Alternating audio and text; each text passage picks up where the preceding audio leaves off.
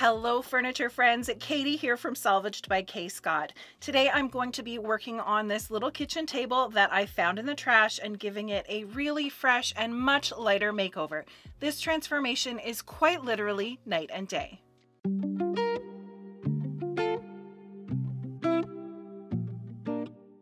I picked up this tiny table from the side of the road the night before our new hometown's bulky item garbage day, and I was super excited to see it there because since we have just moved across two provinces, we actually don't have a proper kitchen table or dining table to eat at right now, so I'm going to be refinishing this one for us.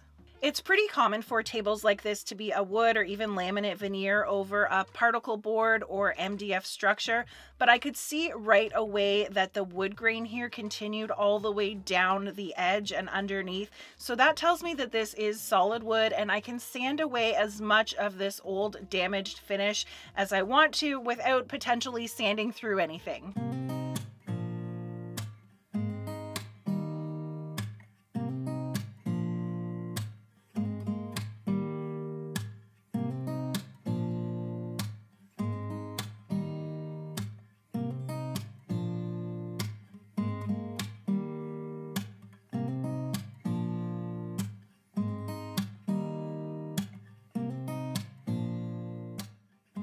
Once I had the table taken apart and broken down, I grabbed my trusty Ryobi orbital sander and my RZ mask and looked through my sandpaper discs.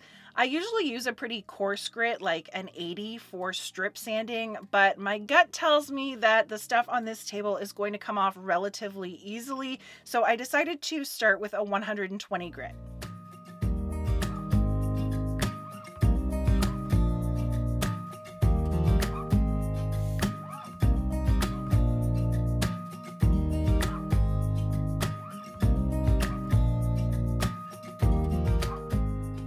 Sure enough, that 120 cut right through the old dark finish. It made really quick work of the varnish and stain, and since it's not as aggressive as an 80 grit, I've got a lot less potential to get those little swirl marks or pigtails that are pretty easy to get into your wood surfaces when you're sanding. Another good way to reduce the chances of those is to go slowly and let your sander do all of the work. I find that the little swirlies get really bad when I'm trying to rush things and pressing down on my sander too much. Even though I wasn't rushing this process, it still went pretty quickly. It only took me about 6 minutes to strip each of the legs back to bare wood and probably about 10 minutes to do the whole skirt. The finish on the tabletop was a little bit tougher, but that's to be expected. I just took my time and really slowly sanded off all of the old stuff.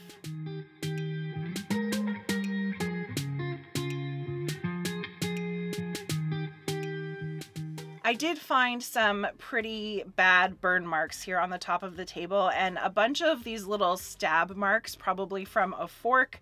I sanded as much as I could without creating divots in the wood, and I didn't get them all the way off, but they're pretty good, and since my own kids are probably going to put this tabletop to their own tests, I'm not too worried about having a few little blemishes. There is this one pretty decent chunk out of the lip of the table, so I took a second and filled that in with some of this Pro Bond Max Stainable filler and then waited for that to dry.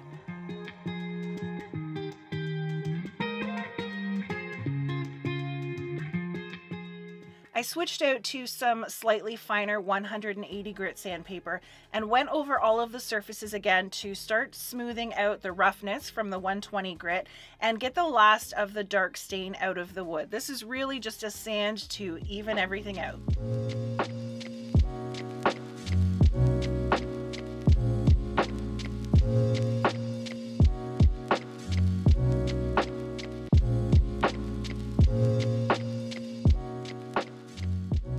I'm going to be staining and sealing up this wood with an all-in-one product. This is Fusion Mineral Paints Stain and Finishing Oil. This stuff is a wood conditioner, stain, and top coat all in one can that offers really exceptional durability in high traffic areas like this tabletop or kitchen cabinets and even flooring. I want to keep this mango wood looking really light and natural with just a tiny bit of a whitewashed effect. So I'm going to be using the SFO in white. It needs to be really thoroughly stirred every time you open the can to make sure that all of the components are evenly distributed, and it's incredibly easy to work with. It is an oil-based product, so it has a tiny bit of an odor, and I wear gloves when I'm working with it to keep it off my hands, but all you do over a bare wood surface like this is brush it on, let it sit for 15 to 20 minutes, and then come back with a lint-free rag and wipe away the excess.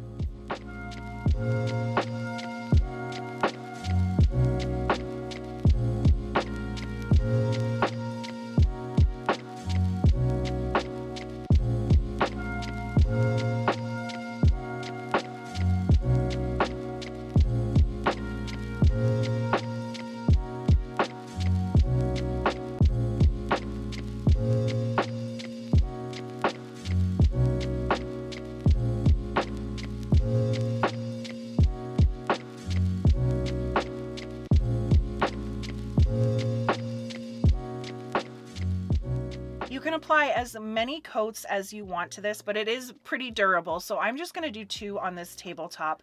And once it's dry, you can buff it to pretty much whatever sheen you're looking for.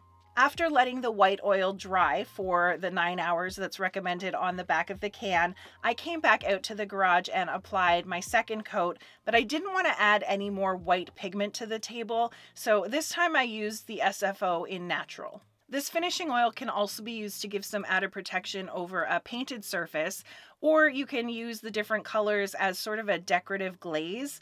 Because it's an oil though, it does amber or yellow slightly over time, so it's great on warm wood tones, but not the best choice to use over whites or lighter paint colors.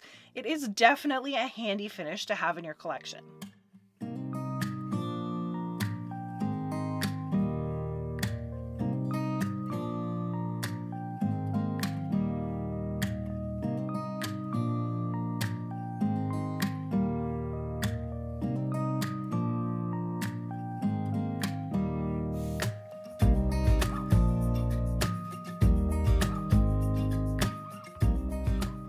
I let my second coat sit overnight and then brought everything into the kitchen and reassembled the table.